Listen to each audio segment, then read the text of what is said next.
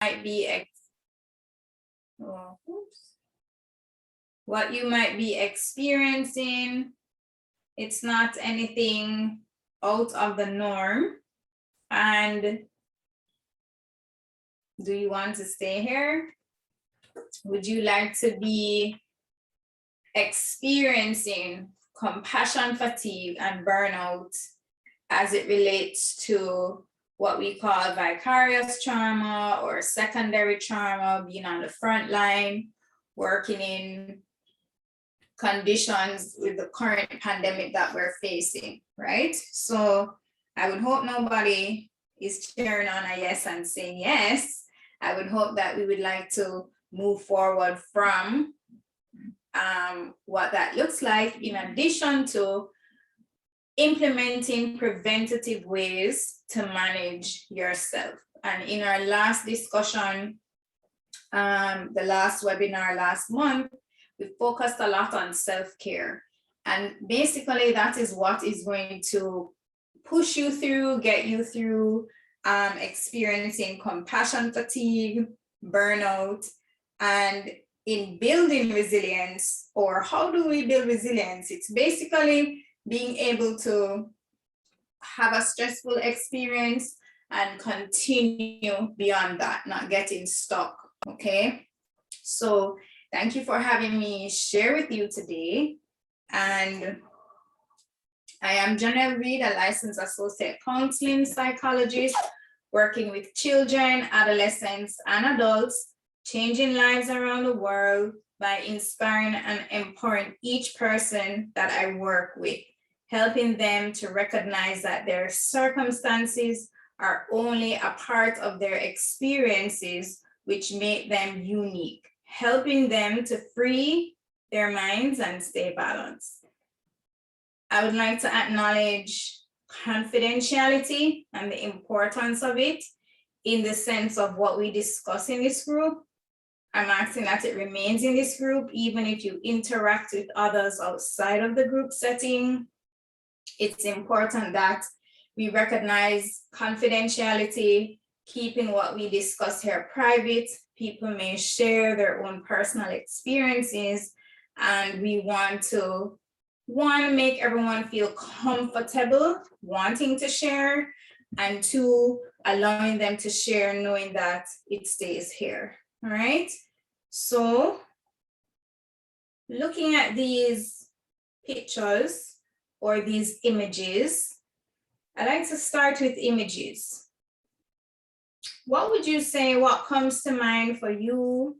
If you want to open your mic and share, or if you want to use a chat, either one works. But when you look at these images, what do you think might be happening here? Anybody willing to share?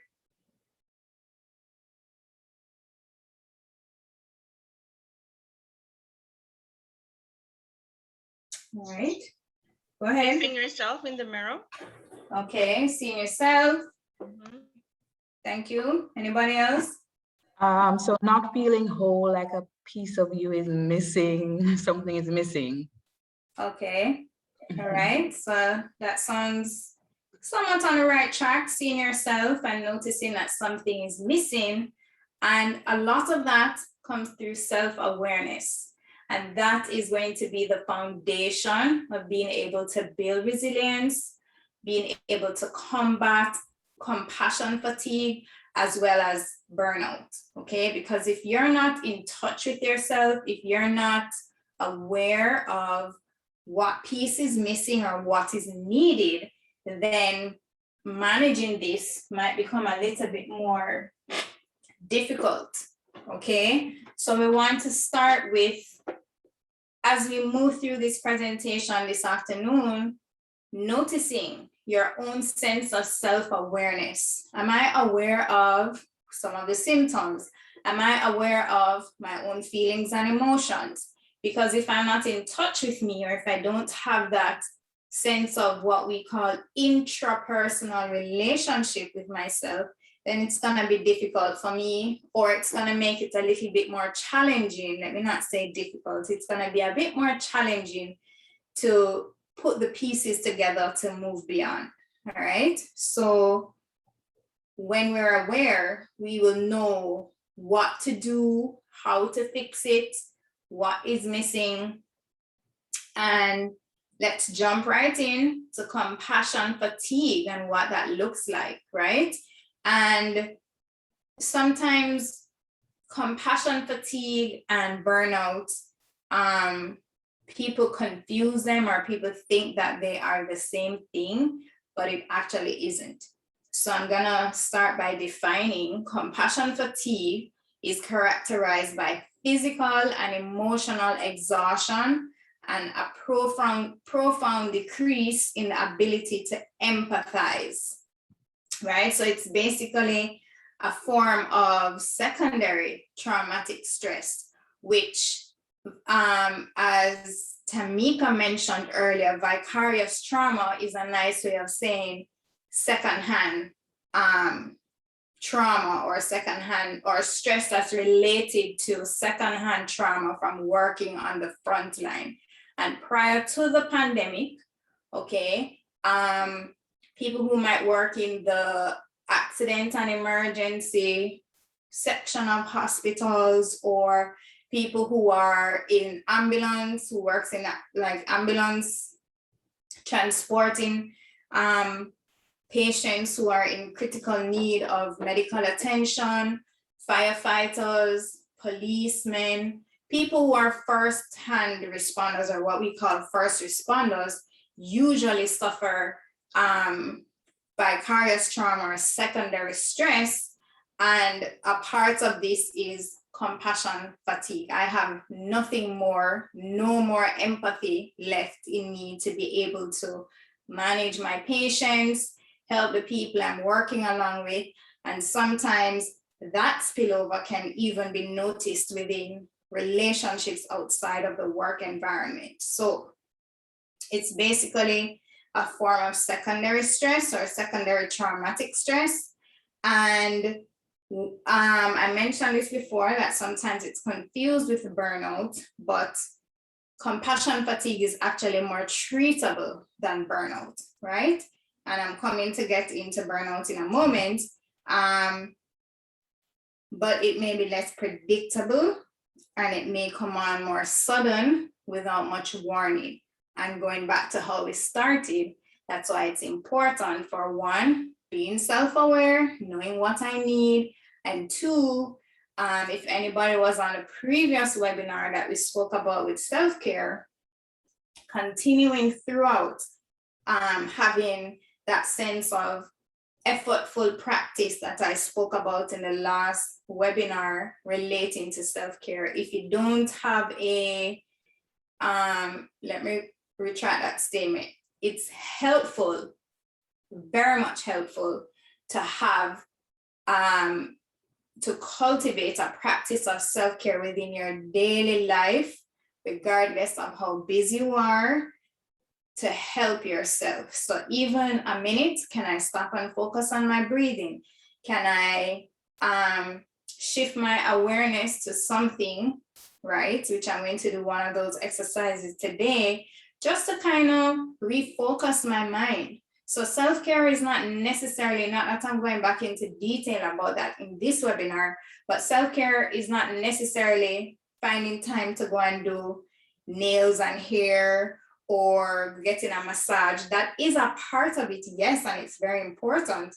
But sometimes, sorry, the reality is if I wait until the end of the week to engage in this self-care, compassion fatigue and burnout done mash me up already, right? So we want to incorporate it daily. And how can we do that? Or how has that been going?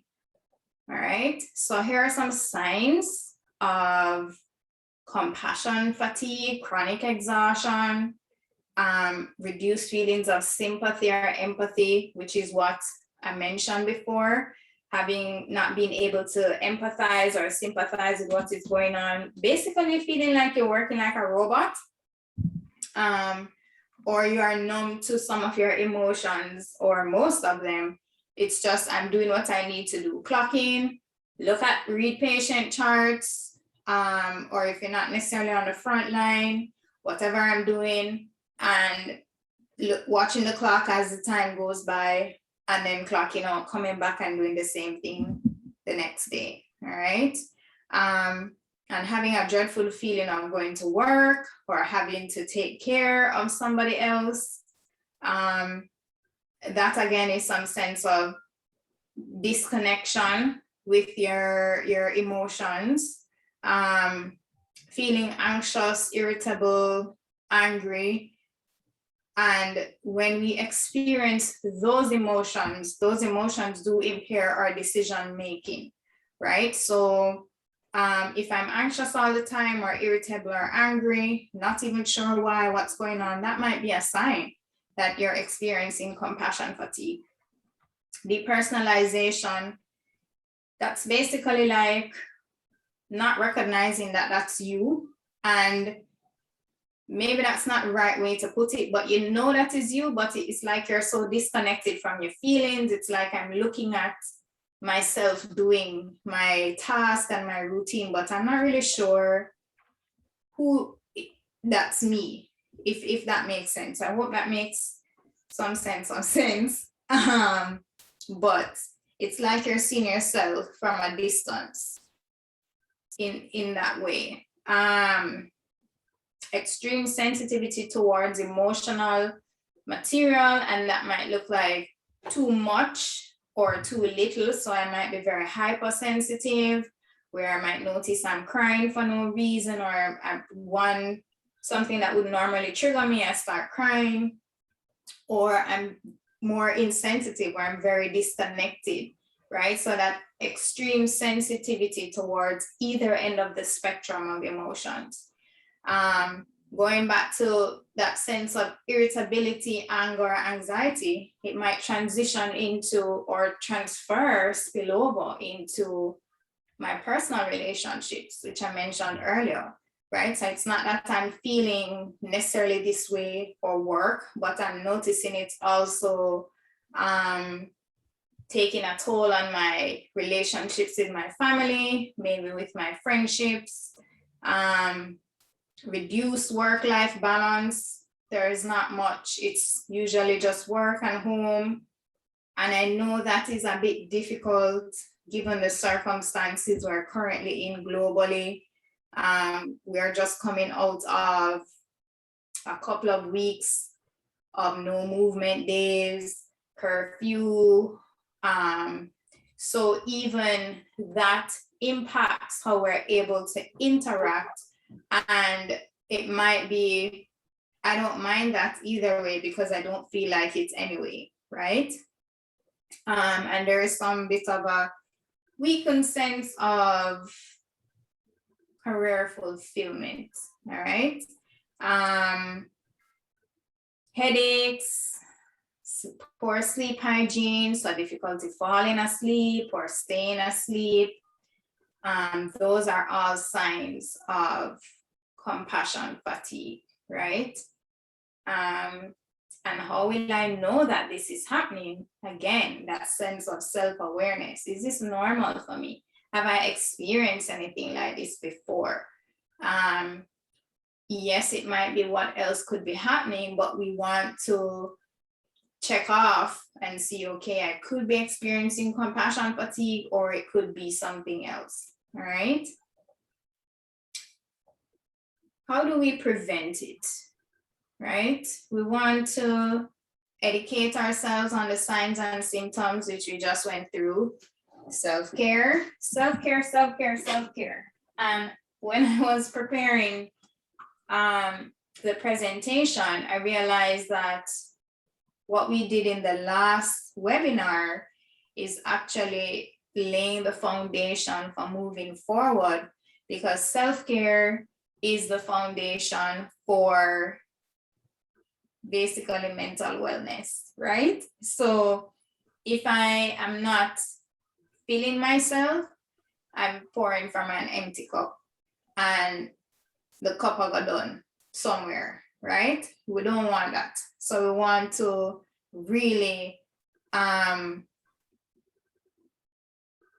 some people might say it's selfish, and it really is not. It's making sure that you are able to function in the different roles that you have to maneuver on a daily basis. All right.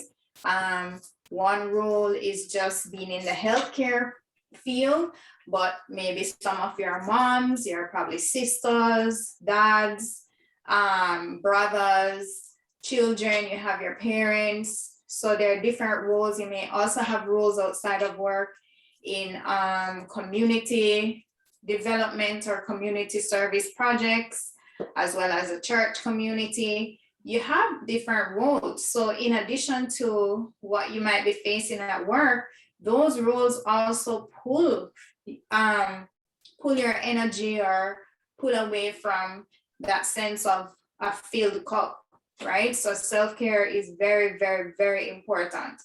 Setting boundaries. And I have here boundaries that are physical and emotional.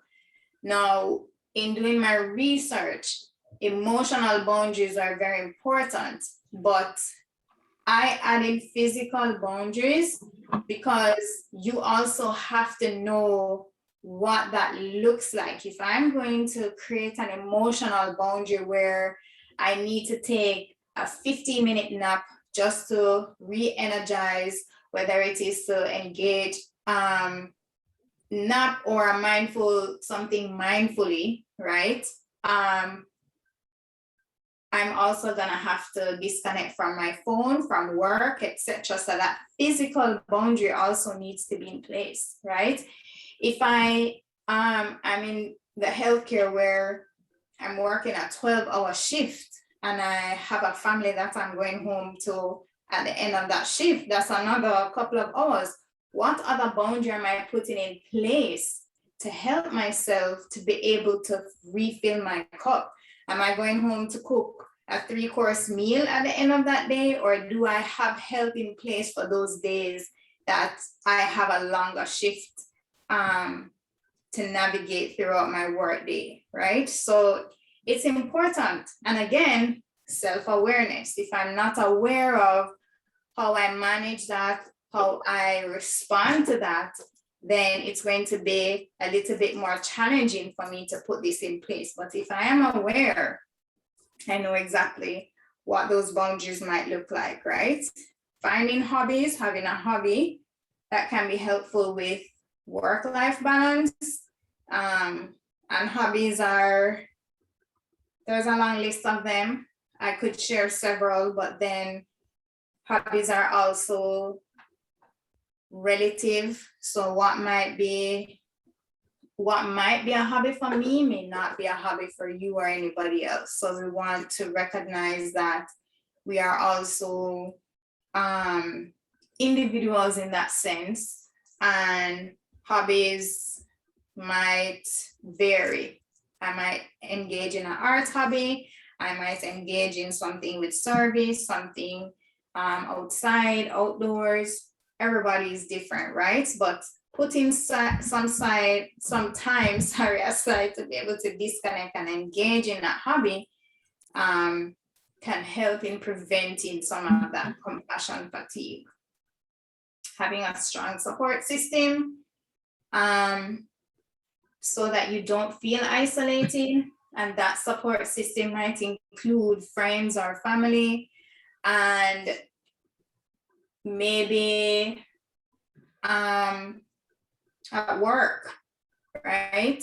I'm gonna bring this up again when we look at burnout and building resilience, but there was a point in my work life where I worked in a facility for juvenile, male juvenile children.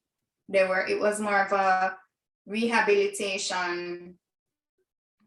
So it wasn't a lock and key, they weren't sentenced to like lock and key prison. It was more of a therapeutic facility. But one of the things that we did every day, they did it 5 times a day. I only did 3 times based on the shift I was on. We checked in, we did a circle up, both the residents and the staff, and we checked in with how we were feeling, what feeling is coming up right now. And that gave us some insight into what the children were feeling as the day progressed, and also as staff supporting each other, what they're experiencing or what they're feeling, so that maybe the other two people on the shift need to step in a bit more for that person who comes to work feeling tired, they didn't have a good night's sleep before, etc. So that support system is not just,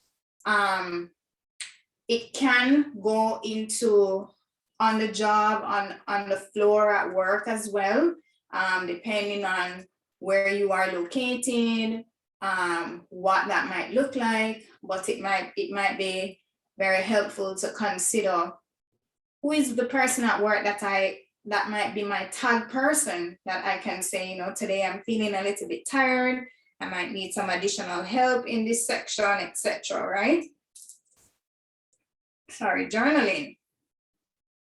Journaling is an excellent way to express ourselves, get out of our heads. There is no wrong or right way to journal. There are times where you may follow a journal prompt.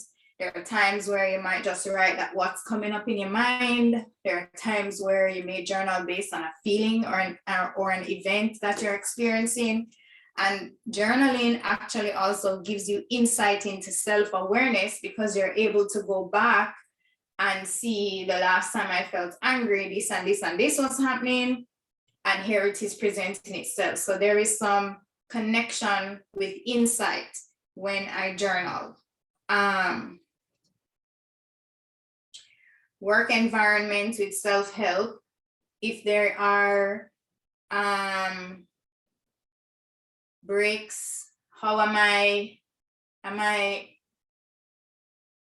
pushing my break time aside because I have so many things to get done on my desk, or so many patients to go through? Your breaks are important, your breaks are needed, please take them. Please, I'm asking you kindly, right? It's even if you can't take, something may come up and you can't take the entire 15 minutes or whatever the allotted time is for break. It's important, and if you can get out of the workspace, sorry, it's helpful to go out and actually connect with nature, feel the sun, look at some green trees. If you're sorry, in the field but you're bound to a desk, it's helpful to get up. What might it look like for each time? I know we're those bound to a desk and in front of a computer, a lot of the time we're seated for most of the day, we're not moving. So when your phone rings, can you implement something as to jump up and take the call, so you're up, you're moving, right? Versus sitting as you've been doing for the past 3 or 4 hours in a meeting, etc. Right? And again, if you're desk bound and you've been in front of the computer, go outside and have your lunch, or after having lunch, go outside, look at something green, look at the sky, do some cloud watching, right? It's important to ensure that you help yourself in your work environment by taking your regular breaks, your check-in, as I mentioned just now, all right? And seeking professional help if needed. So if you notice that,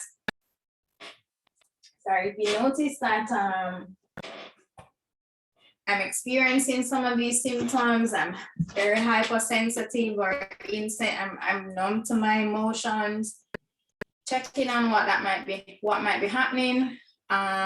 Get some professional help, go and talk to a counselor, a therapist. I'll allow Tamika to speak more on that part, but there are measures in place for you to get that help. It's there, it's available to you. Make use of it. Sometimes it's just to get an objective view. Sometimes it's just to, a lot of the times, all the things are muddling around in my mind. There are some people I can talk to or I can't talk to. Seek help if you really need the support. All right.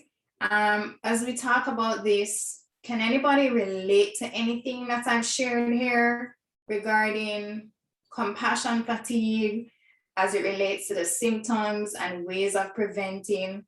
I think that sharing is also helpful in building community and seeing that what works for me might be able to work for somebody else. And I want to share, or I might be a little bit shy to share or anxious to share, but you may be able to help somebody else. So is anybody willing to share if they can relate to anything that I've enlightened you on so far, one, and two, if you have experienced any of those symptoms or such, are you open to sharing what may have worked for you thus far?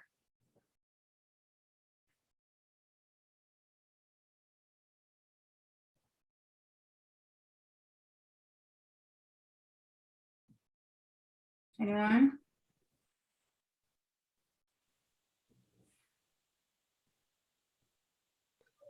Good evening, everyone.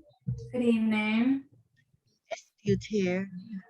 Regular breaks work well for me Okay. because of my situation. I have scoliosis, so I can't sit around the computer that long. But because I'm studying and working from home, I find that I'm here long hours.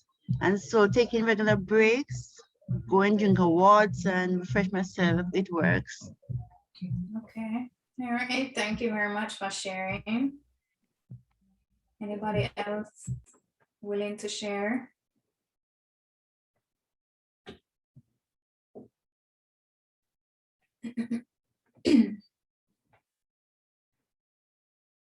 All right.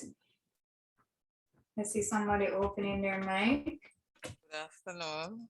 Good afternoon. Well, what really helps me in getting rid of some of those feelings, I have to sleep a lot. If I get more sleep than the usual, then I find that I am energized and I'm better able to stay focused and cope with the daily challenges. Because when I am exhausted, I find out that the least challenge that I face, I feel like crying. I am not able to stay focused. And really, what I would really take interest in terms of seeing about, somebody's need, to me, it's neither here nor there. But if I get some quality sleep, I find that that really helps and change my whole focus. Thank you for sharing. And that's actually very important, Tamika. Maybe sleep is something that we need to look into for future webinars, because there's a lot that's actually going on in our brain and brain activity when we're sleeping. There's a lot of science, brain science behind that. So yes, you do feel rested and you're re-energized and able to move through your day without that sense of maybe irritability or not being able to focus, etc. But also there is a lot of science. Well, I only know more so about the memories part and trauma and processing that, but sleep is linked to a lot of other health, how it impacts our health, right? That's when your body takes time to repair itself, all of that. And if you even think about it, in your field in healthcare, when patients they need to recover and they need that time, you actually, I don't know if I'm saying this right, please help me with the correct terminology, but you actually put them to sleep for a while, right? Not necessarily with anesthesia, but if you have to be in a coma, that's what I'm trying to say, whether it is medically induced, well, more so the medically induced one where your body needs that time to recover. So yes, thank you for sharing that. All right, anybody else willing to share? I'm going to invite you to use the chat because I do want to get through this before the allotted time is finished, right? So I did this in the last self-care session, but I think it's helpful. So I'm gonna ask you to just pay attention. If you're driving, please do not close your eyes. Please only engage in this if you are able to do so. So if you're driving, do not close your eyes, but let's just take a moment to notice any sensations as we do this self-care movement. So close your eyes and bring your index finger and middle fingers together. So your first two fingers, and just gently rub your temples in a backward or in a circular movement like this. Just gently rubbing and noticing any sensations as we do this exercise. Now using all 5 fingers, make circular movements on your face. So just use your hands and make circular movements on your face. All right, and while this is a self-care practice that you can implement without waiting till the end of the week, you also want to ensure that if you're in your work environment with the current situation, your hands are clean. If you're working from home, it might be easier, but wash your hands before you're touching your face, because a lot of what's out there is keep your hands out of your face, right? So we want to ensure that that's happening. All right, now let's bring our thumb and index finger to the earlobe and just gently apply some pressure, rubbing or pulling on the earlobe, just like this. And just notice any sensations.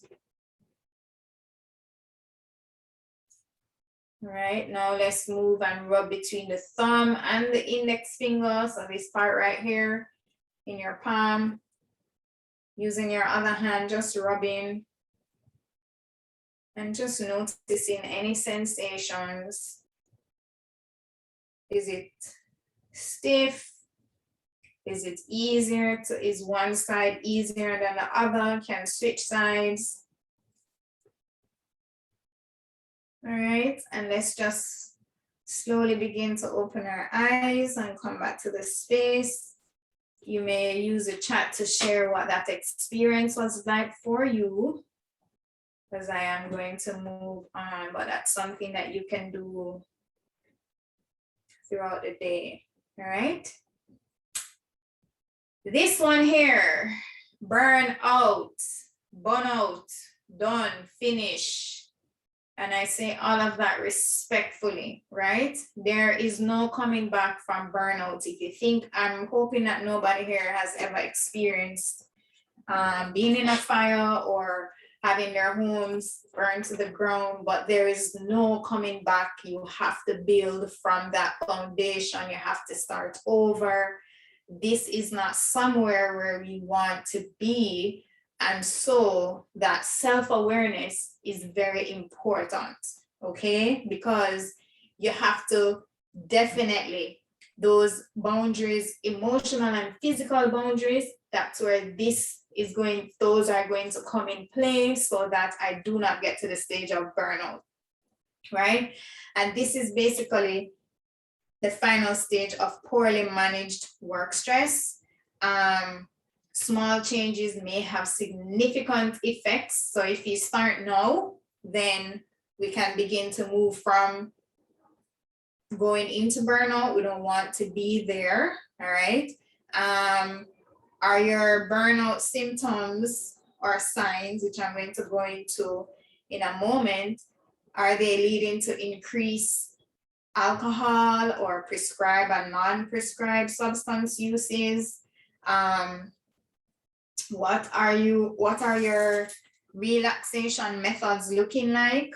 Do you have some sense of, oh dear, my mouse fell, sorry. All right, do you have some sense of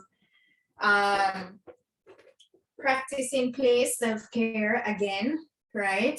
Do you participate in any wellness programs? within your organization.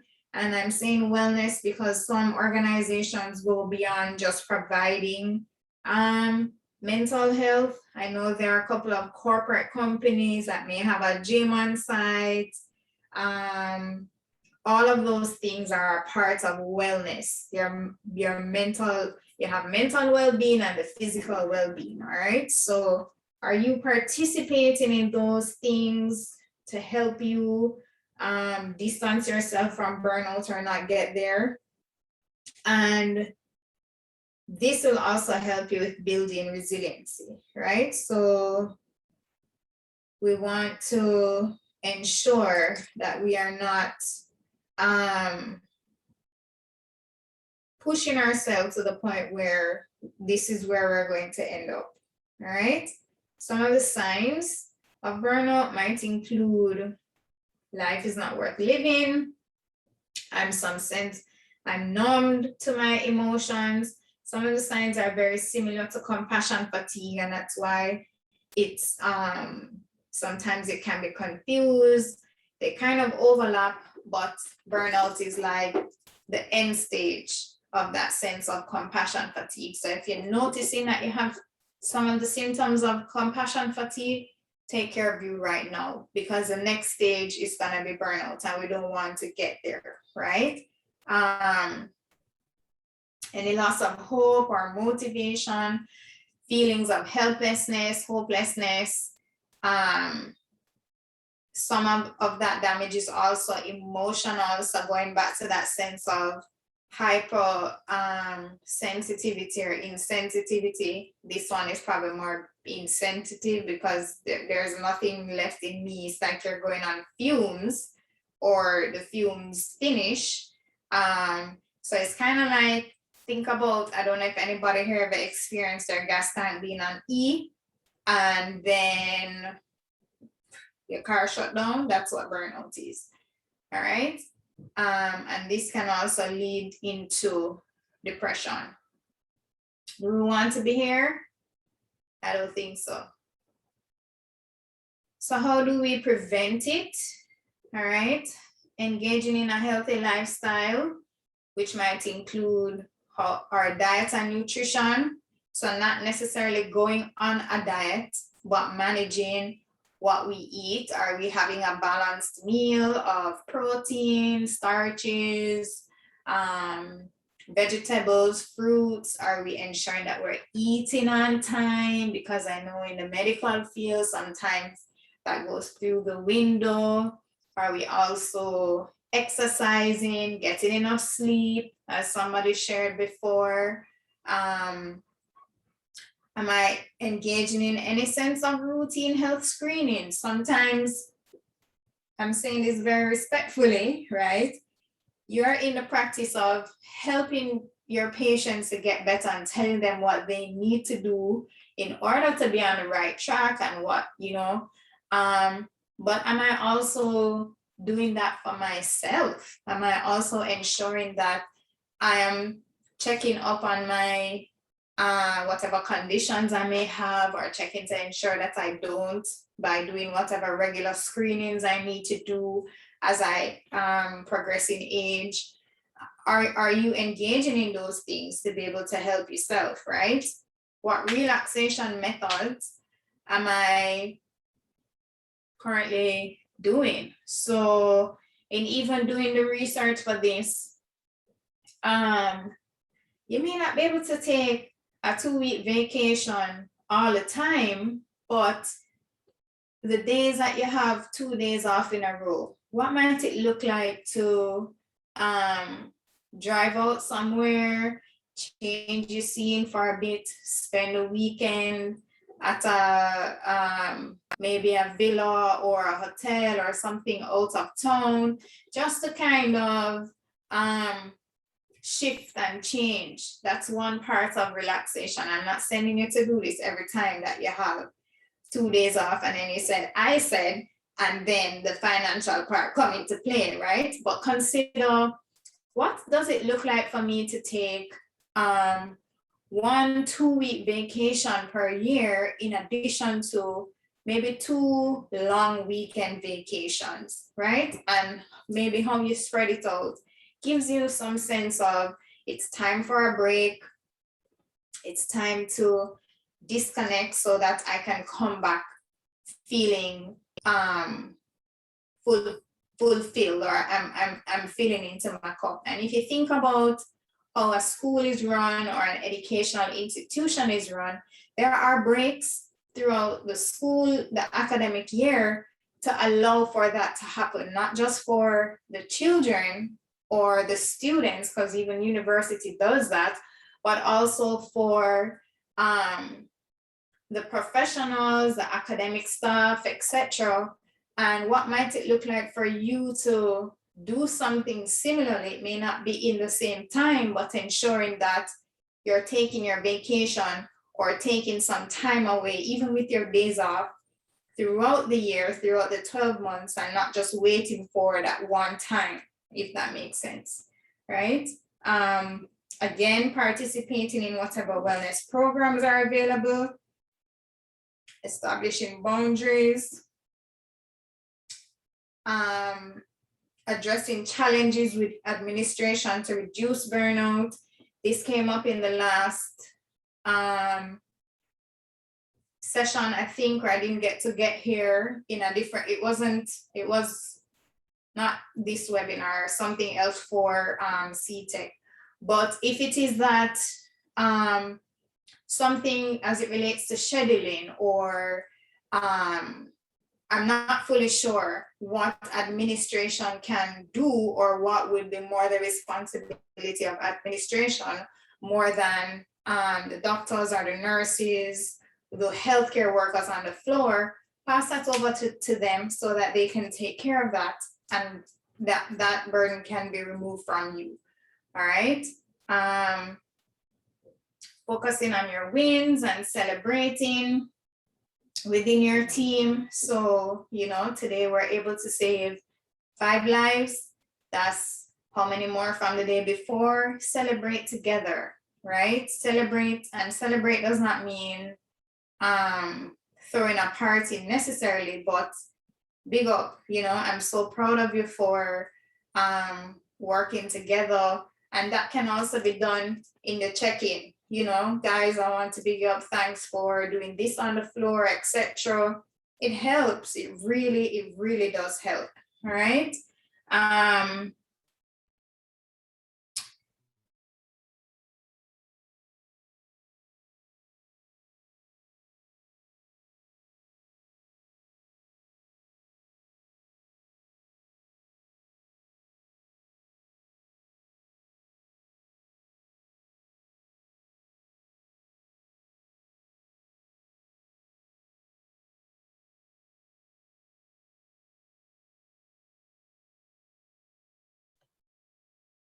Or burnout, anybody have anything they would like to share or bring up at this time?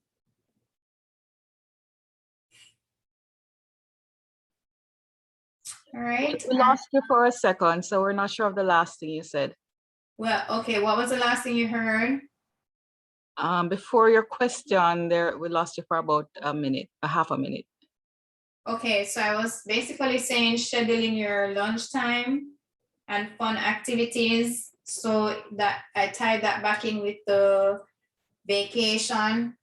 Fun activities or things that you probably like to do, that can be helpful to schedule it in, because you're looking forward to it. You're counting down. So in 2 weeks, I'm gonna maybe take my kids to the zoo, or we're gonna go to the beach, or I'm not sure with some of the restrictions that we have to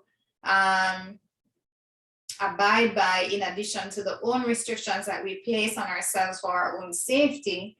That's very relative to each of you, right? But scheduling something, even if it's staying home and having a movie night, grilling outside if you can, what might that look like, right? It's important to consider that. And last but not least, resilience. And basically resilience is your ability to snap back or overcome adverse events such as trauma, any kind of stressful events, loss or grief related to loss, overcoming a health problem. You build that sense of resilience, recognizing that I did this very hard thing, it was stressful, but I stretched my capacity to be able to manage this. And a part of that is also how I view what's happening. So if I am in a traumatic situation or I've had a stressful event, and I might feel, you will have emotions about it, and I say this respectfully, you might feel anxious or have some sense of worry or hypervigilance beyond that stressful event. However, we don't want to stay there. So again, if it might mean that I have had this experience and I need help in processing it, professional help, please jump on board with that. Don't sit and suffer, because your brain has the ability to jumpstart itself to help you move forward, but we also have to help ourselves. And a lot of that, again, goes back to that sense of self-awareness.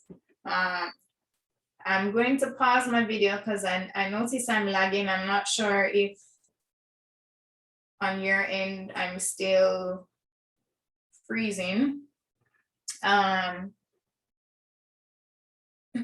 You're fine, Janelle, you're fine. Okay, so it doesn't mean that the event does not affect you as a person, but it allows you to manage any sense of emotional pain in a more healthy way.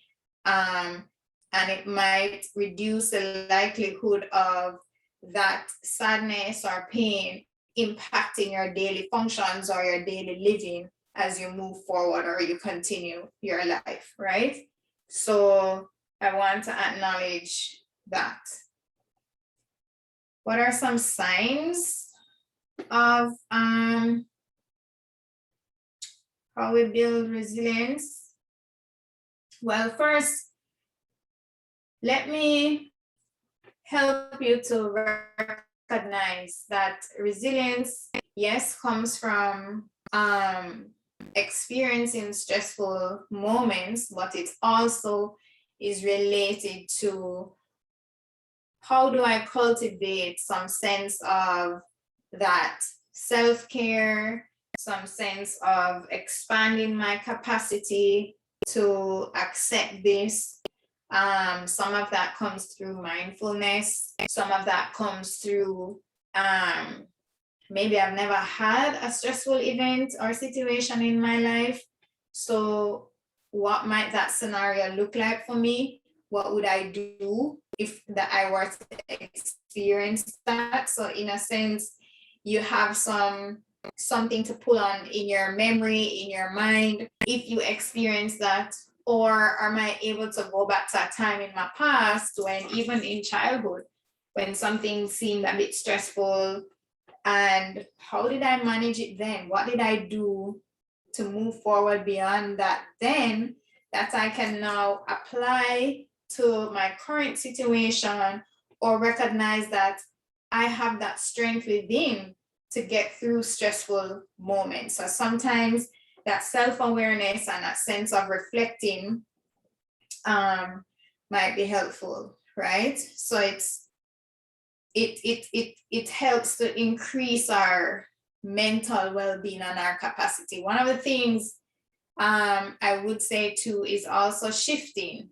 How can I shift my thinking or shift what I'm seeing in front of me? And shifting meaning, what else might I be able to think or analyze about the situation more than one way of thinking or one way of doing that, right? So people who are resilient have a sense of a higher workplace morale, ability to cope with change much better. And that one is very important. With our global pandemic, things are changing daily. So rather than becoming angry or irritable about the changes, managing with that a little bit more, with more acceptance, and a higher, sorry, 1 second, my battery. There is some sense, a higher rate of success. How can I prevent, how do I prevent not being resilient? Or how do I promote myself and have some sense of resilient practice? Again, strong support network, perspective, how am I looking at this, reframing, acceptance of change, really and truly there's nothing that I can do about it, self-care, and having hope, right? So I'm mindful of the time. I know we did start a bit late, but are there any questions, anything that's coming up for anybody as I bring this to a close? Anything? Hi, Janelle, a comment and a question. I think exercising for 15-30 minutes in the mornings is a good way to prepare you for the stressors of the day. Yes. Helps to relax you if you do it in the evening to sleep better at night. So that's one method for me. Okay. And then a question. So many of the symptoms of compassion, fatigue, and burnout are similar to the symptoms of depression. So how do you distinguish between those different things, and when do you know to seek medical attention for either? Okay, so as it relates to the symptoms, a lot of the times with depressive diagnoses, which there are several under the broad category of depression, there is always a time frame attached to it, and that time frame may also include the duration of the symptoms and onset of it. So what might, a lot of times with depression, there might be something that has happened in a particular time period that might have triggered that. So if somebody comes to me and they say, I'm having a challenge with sleeping, etc., I may ask questions around how long has this been happening, what was happening within the last 6 months or 12 months, to be able to differentiate. I may also have to refer for testing, or I may utilize some sense of screening. A screening tool may help me to see if it's burnout, compassion fatigue, or actually depression, right? Based on the questions on the tool. So that's one part. How do I tell? It's usually the time frame, the duration, the onset, when the symptoms started, when did this begin, what was going on in your life at that time, to be able to differentiate it. There is no activating event that may have caused this, then all right, maybe it's our work environment, and what might be going on in there, right? That's one part of the question. What was the other part again? You said, how do I know the difference between burnout and depression? And when to seek medical attention? Honestly, I would say don't wait in this day and age and with what we're facing. As soon as you feel, going back to that sense of self-awareness, and you feel like it's difficult for you to manage, I don't recognize myself having these symptoms or going through this, do not hesitate to reach out to your physician, who may refer you for mental health services if there is nothing physiologically wrong, all right? Because remember, I also said that some of those signs and symptoms may also overlap with maybe certain medical conditions, so we want to rule that out and or if you go in the reverse of seeking mental health intervention before going to a physician, I can speak for myself personally. A lot of times I may refer the client to go and do screening with their physician to ensure, because we want to rule out medical conditions if that's not a part of it, so that we can truly focus on what we need to manage. And if it is not, and if it is medical, then we know that the mental part of it, the mental health part and that support, that can still be helpful, because being diagnosed with a health condition can be stressful, but at the same time, we know what our treatment plan is going to look like, right? So don't wait to reach out. Reach out as soon as you feel uneasy, or, you know, if it's going on for maybe 2-3 weeks, maybe a month max, and having that sense of self-awareness. Am I charting the days? If I'm feeling like this 5 out of 7 days, and I notice that for the last 2 weeks, reach out to somebody.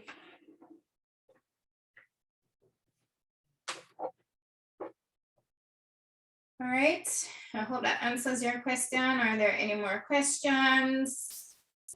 Anybody else wanting to share?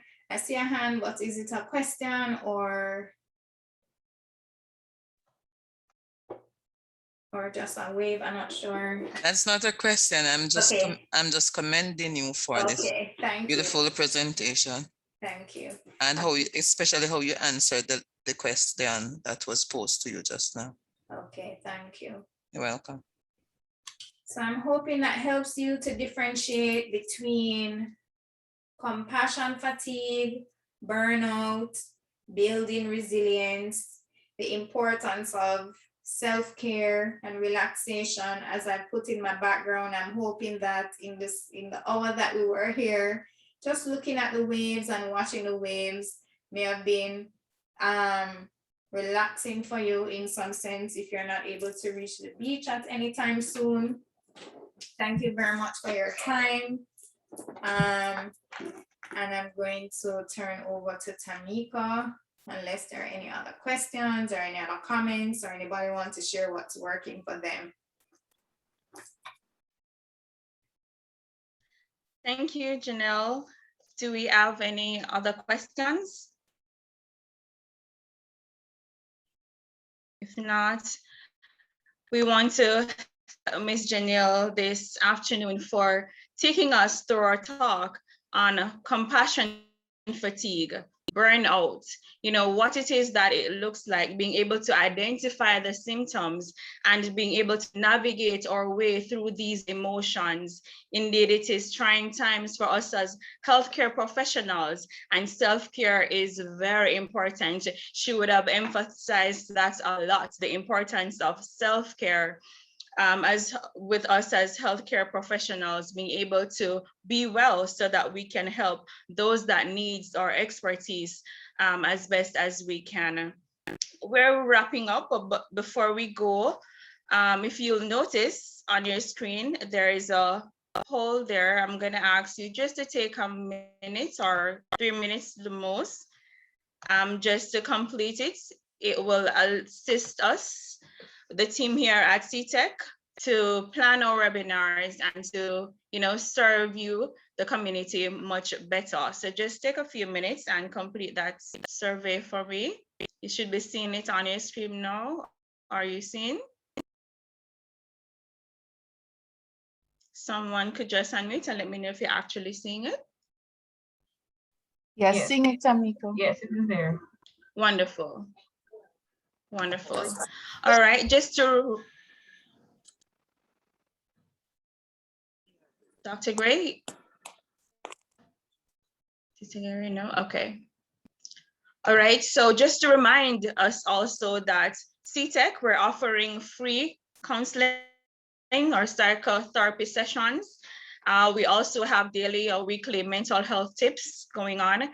And we also have our chatbot coming on stream as well. So I want the healthcare professionals, I want us to know that you are very important. And here at CTEC, we're making efforts to ensure that you are well.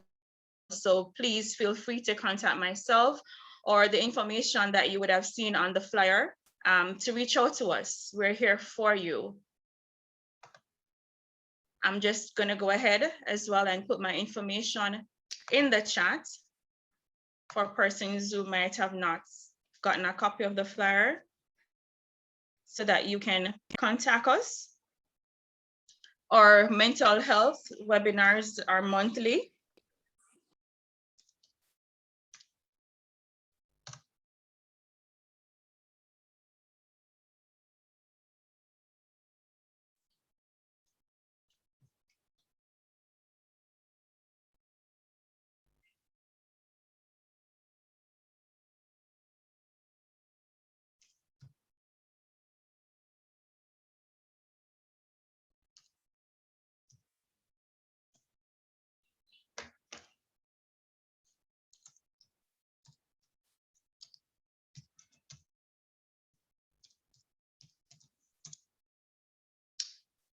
Right, so we just want to thank each and everyone for taking the time out to be with us this afternoon.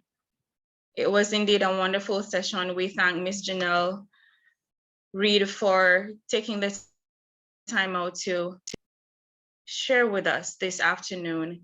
I'm assuming most of us are finished with our polling.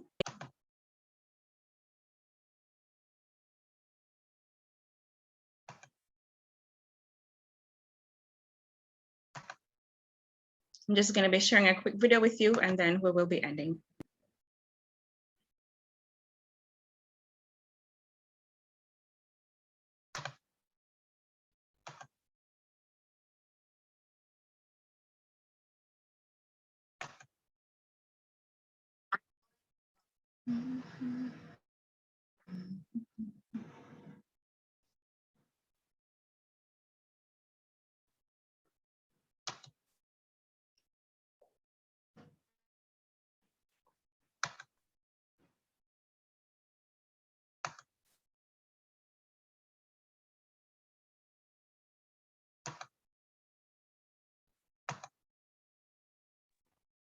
So Tamika, will let Crooks is sharing. Oh, so you're able to share now? Okay. Yes, I am. Okay. Thank you.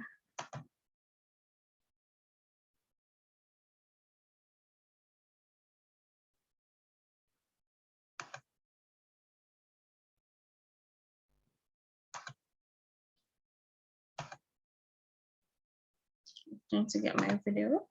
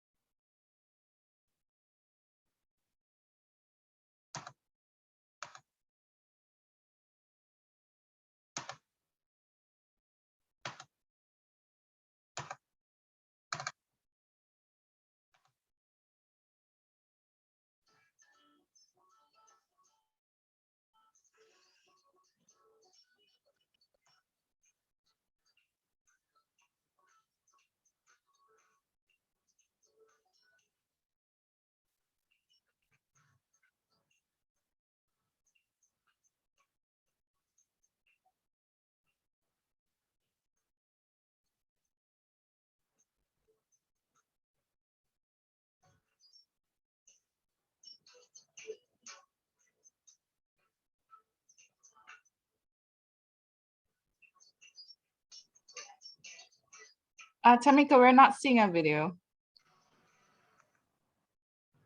Nadisha, you're not seeing? No, we're not. Well, I'm not seeing a video. Oh, wow.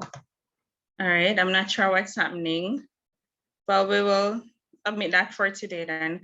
Well, thank you everyone. Thank you for attending this month's mental health webinar. It was indeed a pleasure sharing with you all. Have a wonderful rest of the weekend. All right, bye everyone. Thanks, Everyone. you too. Take care. Take care. Bye, be safe. Bye. See you all next month. Bye. Thank you very much. You're most welcome.